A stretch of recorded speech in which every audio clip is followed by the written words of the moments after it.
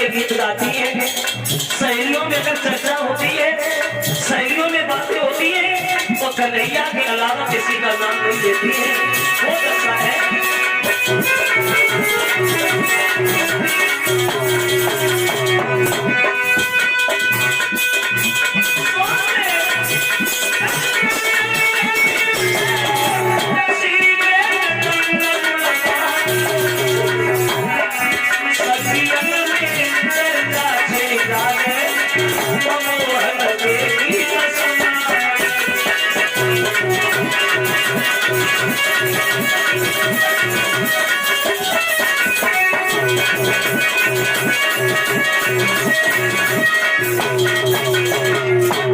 भगवान श्याम सुंदर के नाम पे दीवानी बनी गई रुक्मिणी। 2400 घंटा भगवान के ख्यालों में खोई रहती है रुक्मिणी। अब वो रुक्मिणी जो है वो धीरे धीरे घर में जवान शादी के योग्य हो गई। तो एक दिन रुक्मिणी की माँ ने देखा है कि अब हमारी बेटी समझदार है, शादी के योग्य है, तो ये माता पिता का एक हक भी है, एक अधिकार भी है। जब घर में लड़की जवान हो जाए तो घर का कोई काम हो या ना हो, घर में लड़की की शादी बहुत जरूरी है। क्योंकि जवान लड़की कुंवारी अगर घर में घूमती है तो ये माता पिता को एक पाप, एक अपराध लगता है। चाहे घर में कोई काम हो या ना हो, अगर लड़की समझदार है तो सबसे पहले उसकी शादी बहुत जरूरी है। लेकिन माँ मन में विचार करने लगी, हमारे पति को तो बिल्कुल ध्यान ही नहीं रहा कि हमारे घर में बेटी भी है, तो अपने पति को बुलाने के लिए दासी को इशारा कर दिया है, दासी चलेगा और दरबार से हमारे पति को बुलाकर अतिशीघ्र हमारे करीब ला, हम उससे बहुत जरूरी बात कर देंगे। मन में विचार करके अब वो रुक्मिणी की माँ जो है वो दासी को इशारा देती है और कहती है,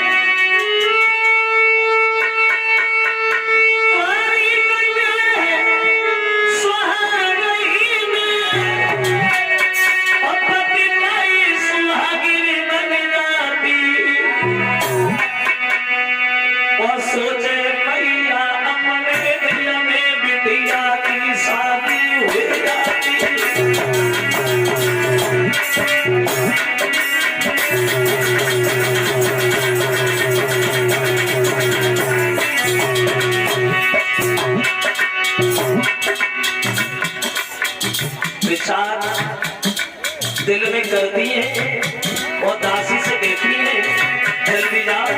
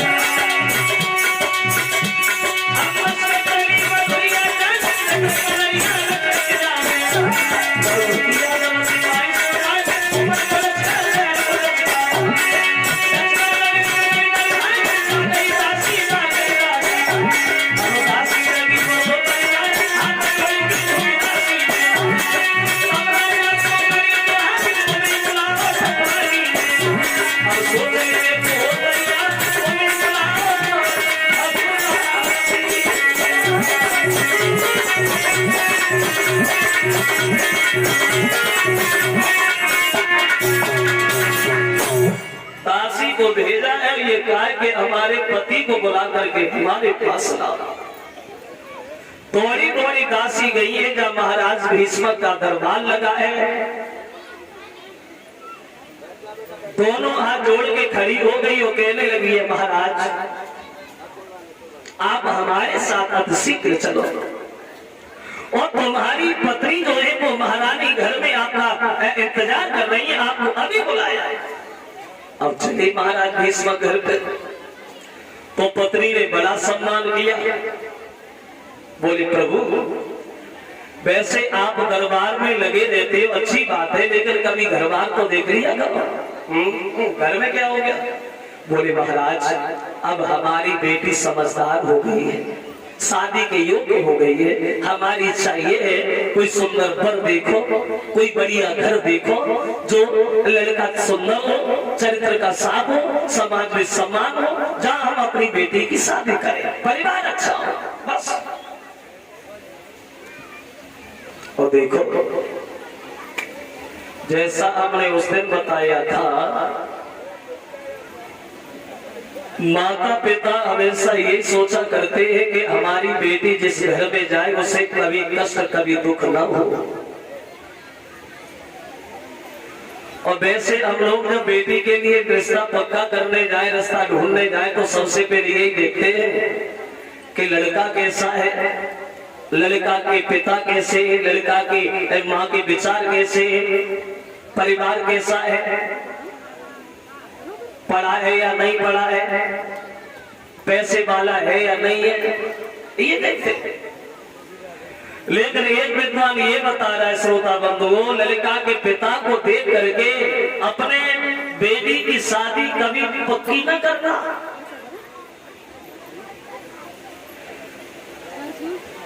क्योंकि हर बाप कभी ये नहीं सोचता है कि हमारा लड़का जुआरी बने, शराबी बने या गलत काम करे। अगर पिता जुआरी है तो यही नहीं है कि लड़का भी जुआ खेलता हो। सबसे पहले एक चीज जरूर देखना, कभी धोखा नहीं हो सकता। वो कभी कहता है एक चीज अगर तुमने देख ली तो तुम्हारी बेटी कभी दुखी रह नहीं सकती। अगर तुमने उस लड़के घर को न देखो, पिता को न देखो, माँ को न देखो, परिवार न देखो, सिर्फ ये देखो अगर लड़के की पहचान करनी है तो कि लड़के के मित्र कैसे, लड़के के मिलने वाले कैसे, लड़के के दोस्त कैसे। क्योंकि लड़का कभी ही अपने घर पे नहीं बताता है कभी ये काम करते हैं वो काम करते हैं। हाँ, उसके मित्रों से मिलो तो ये जरूर पता चल जाएगा। अगर लड़का अच्छा है, लड़का सील स्वभाव का है, तो उसके मित्र भी अच्छे होंगे। जिसके मित्र गलत होंगे वो लड़का कभी अच्छा हो ही नहीं सकता। क्योंकि संगति का बहुत बड़ा असर पड़ता है, बहुत बड़ा प्रभाव पड़ता है, और विचार उसी से मिलते हैं जो अपने विचारों का होता है। जैसा हमने उसने बताया था कि हर आदमी के विचार हर आदमी से नहीं मिल सकते। झूठ बोलने वाला आदमी सच बोलने वाले आदमी के पास ज्यादा देर ठहर नहीं पाएगा, दोनों में लड़ाई हो जाएगी, झगड़ा हो जाएगा। सूर को सूर, गुड़ी को गुड़ी, ठग को ठगई भागे, काग को काग मरा लो, गधा की पीठ गधई भुजियावे। वो ज्ञानी से ज्ञानी करे चर्चा, लबरा दे लबरई उठ जावे। हर आदमी के विचार हर आदमी से नहीं मिल सकती। तो उन्होंने ये कहा कि बढ़िया घर देख लो, लड़का को देखो हम लोगों के लायक है या नहीं है। तो भीष्म बड़े खुश होते बोले महारानी तुमने तो हमारी मुंह की बात ही छीन ली। कोई बात नहीं, अगर ऐसी बात है वो अभी जाना, वो अभी जाकर के दरबार में अपनी बेटी की शादी आज ही पक्की करेंगे, आप निश्चिंत रहो। अब दरबार में गए महाराज और सबको संबोधित करते हुए बोले, हमारे दरबार में बैठे हुए सभी भाई एक बात कान खोल के सुन लो। आज दरबार में जो भी काम होने थे, जिसमें चर्चा होनी थी, विचार विमर्श होने थे, वो कोई काम नहीं होगा। आज के जो काम है वो कल करेंगे, लेकिन आज एक बहुत महत्वपूर्ण कार्य है वो करेंगे।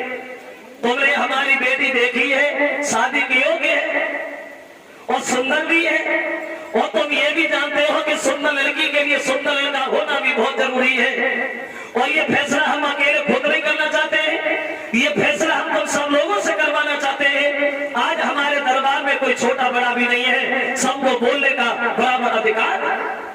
हम ये बताओ, कोई ऐसा लड़का हो देखने में सुंदर हो, चरित्र का साफ हो, समाज में सम्मान हो, लोग इज्जत करते हो, जहां हम अपनी बेटी की शादी कर सके, बोला। अब जिसके जो दिमाग में आया उसी ने उसी का ही नाम ले दिया। एक खराब हो गया, कहने लगा महाराज अगर हमारे मन की बात पूछो तो हम बोले हाँ हाँ। कहने लगा है श्रीमन, अगर हमारी बहन रुक्मिणी का विवाह कौरवों के राजा दुर्योधन से हो जाए तो कैसा रहेगा? बड़ा परिवार है, दौलत भी उसके पास बहुत है, उससे शादी कर दो। तब तक दूसरा खड़ा होकर चिल्ला लेगा, पागल हो गया है दुर्योधन, अरे वो हम लोगों के लायक है, घमंडी है दुर्योधन, सगे भाइयों का सगा नहीं हुआ, वो हम लोगों के योग्य नहीं है। और कोई देखो तीसरा बोलने लगा, महाराज जरासंध कैसा रहेगा, मगध का रहने वाला है, पैसे वाला है, उससे शादी कर दो। तब तक चौथा बोलने शुरू हो गया, जरासंध से शादी कर दो, काय को कर दो। अरे काय है, सबके बाद भगवान कन्हैया ने उसे युद्ध में हराया है, वो भी नहीं। और कोई देखो मुसीबत खड़ी हो गई। अगर एक किसी के गुण बताता है तो दूसरा उसके अवगुण गिनाने लगता है। सुबह से दोपहर हो गया, दोपहर से शाम हो गई, लेकिन ये फैसला नहीं हुआ कि रुक्मिणी का विवाह होगा। वो दशा बन गई दरबार में सोताओ कि दरबार में बारी बारी से